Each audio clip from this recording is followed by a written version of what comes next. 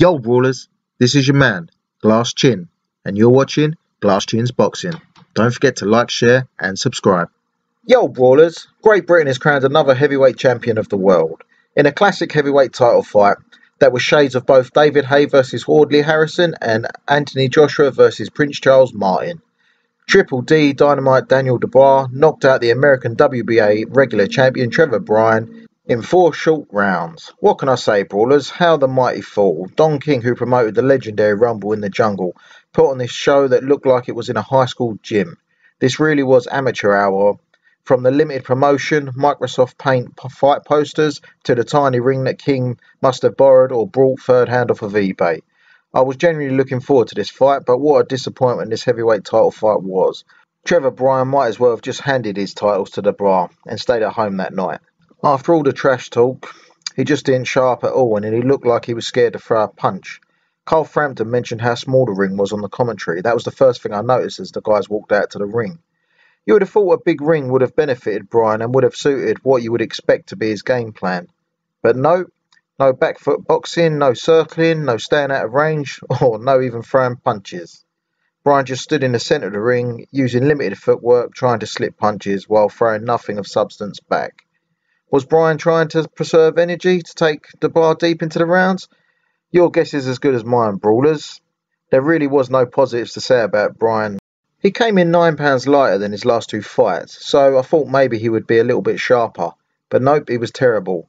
The only real positive you could maybe say about Bryan is that he did show that veteran survival skills I mentioned in my prediction video when he got hurt in the 3rd round. He managed to hold on and survive that round. Other than that, though, it was all Dubois. Jabbing well, bossing the fight and putting Bryan to sleep in the 4th round. Bryan must be kicking himself, Brawlers. He was 1, maybe 2 fights away from a $10 million plus payday. Even in defeat, some fighters' stock rises, like a Derek Chisora, for example. But Bryan has kissed goodbye to any payday in the near future after that performance. It took Charles Martin 6 years to get another pay-per-view fight after his embarrassing display against Anthony Joshua. So let's talk about Triple D. Well done, son. Great Britain has another world champion. That's 2 in Warren's stable, with Tyson Fury holding the WBC and Ring Magazine belts. Dubois wasted no time in calling out Fury's latest victim, Dillian the Body Snatcher Wyatt. Well, Wyatt isn't even ranked by the WBA, so we know that fight isn't happening anytime soon, and definitely not next. Maybe Dubois is calling out Wyatt for some clout, or maybe he genuinely thinks he sees Wyatt as someone he can knock out and he has his number, as he was actively seeking this fight with Wyatt before his loss to Joe Joyce, and Wyatt could be his only option really for Dubois getting on pay-per-view. But I'll be honest, Brawlers, I don't see that as a fight Dubois really wants. Would Wyatt even work with Queensberry after all the problems leading up to the Tyson Fury fight? I don't think he would. I think there's still a bit of a bitter taste in his mouth over the purse splits. But then again, thinking about it as I speak, Wyatt couldn't get a better opportunity to win a world title. A Fury rematch isn't happening, and Wyatt isn't good enough to beat the winner of Usyk versus Joshua. So maybe if he does want to go down as a world champion in the history books, Dubois might be the way to go. Although I really don't think Frank Warren would let that fight happen. Looking at the current fighters ranked in the WBA top 15, the only real options for his next fight in my opinion are Robert Helenius, if the PBC would allow that fight, the undefeated Zain Kosabutsky, Martin Bakole or Aslanbek Makhmudov. Anyone else is either signed to fight or would be seen as a complete cherry pick. Lucas Browne did just have a huge 1st round win over Junior Farr, but the British public might not get behind that fight due to Browne's age and his knockout losses to Dillian Whyte and especially Dave Allen. Although Browne is also an ex-WBA regular world champion, so maybe Warren would try and play that card. But of the 4 potential fights I mentioned, the one that gets my juices flowing would be Dubois versus Makhmudov. That fight would be a complete shootout. I know he's not well known to the casual market, Brawlers, but I would actually happily pay pay-per-view for Dubois versus Makhmudov. Even Dubois versus Bakole, after his win over Tony Yoka, is a fight I'd like to see. I don't think they would put Dubois in with Zain Kosabutsky. Being a hard-hitting southpaw who's 18-0 with 17 knockouts, I think they will swerve that one. I know his record is heavily padded, but he's just an unknown entity. To be fair, there's a lot of unknowns about both Kosabutsky and Makhmudov. So would Warren risk putting Dubois in the Lions' Den?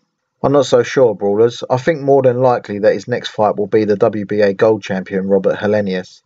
Yes, he's coming off a couple of big wins, but he's at the back end of his career, And he's still a name, and he's shown he's beatable, and he has been knocked out in 2 of his 3 losses.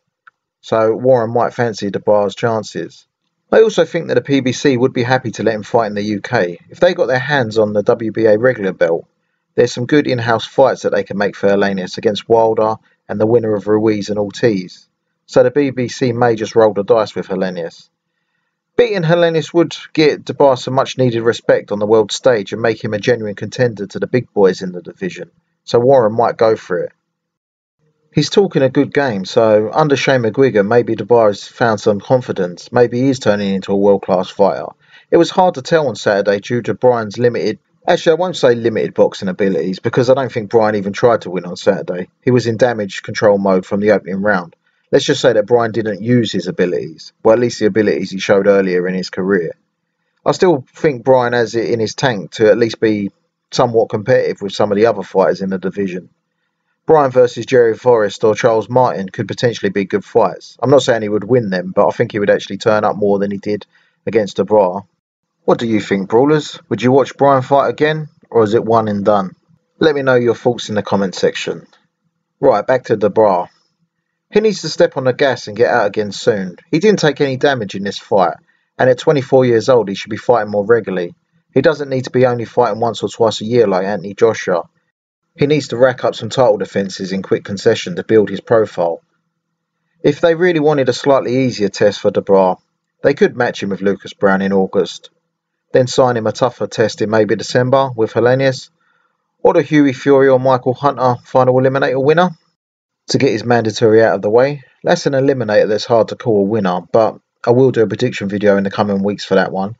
I would say that Hughie Fury is a horrible style for Dubois, so I think it would benefit him if Hunter wins that one. I also think that Hunter versus Dubois would be a more exciting fight. Frank Warren's stable is very thin, and he needs to start building a new pay-per-view star, with Tyson Fury possibly retiring and Joe Joyce up there in age. Dubois may be the one to fill that void. He doesn't have the personality to cut promos on his rivals like a Muhammad Ali or a Prince Nazim, even a Chris Eubank Sr. He's not flamboyant, but he does have that no-nonsense knockout style, which has potential to make him a big draw in the UK if he keeps winning. They just need to match him smart for the next year or so, and then step him up to the big boys. Fury, Joshua and Usyk aren't getting any younger, and Dubois has another good 10 years fighting left in him, so I guess there's no time to rush. But I would like to see him taking a few more challenges on in the coming year or so. What do you think, Brawlers? Who would you like to see Dubois fight next? Let me know your thoughts in the comment section. And as always, Brawlers, don't forget to like, share and subscribe, and I'll see you on the next video.